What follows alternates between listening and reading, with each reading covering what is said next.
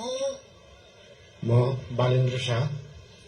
नेपालको सार्वभौम सत्ता र राजकीय सत्ता नेपालको सार्वभौम सत्ता र राजकीय सत्ता नेपाली जनतामा निहित रहेको नेपालको संविधान प्रति पूर्ण वफादार रही सत्यनिष्ठापूर्वक प्रतिज्ञा गर्दै ईश्वर देश र जनताको नाममा शपथ लिन्छु कि प्रधानमन्त्री पदको जिम्मेवारी प्रचलित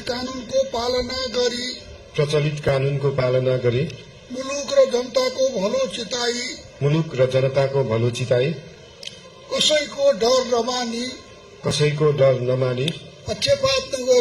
पक्षपात नगरी पूर्वाग्रह वा खराब भावना नलिई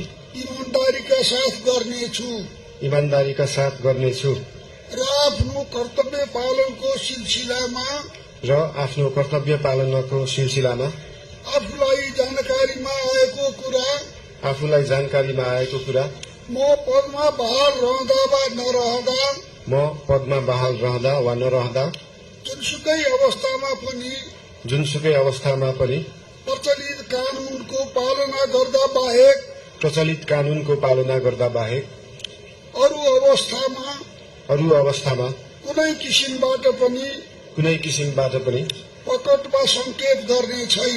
प्रकट वा संकेत गर्ने छैन। धन्यवाद। यसपछि नवनियुक्त सम्माननीय प्रधानमन्त्रीज्यूलाई आफ्नो आसनमा रही शपथ पत्रमा हस्ताक्षर गरिदिनु हुन अनुरोध गर्दछु।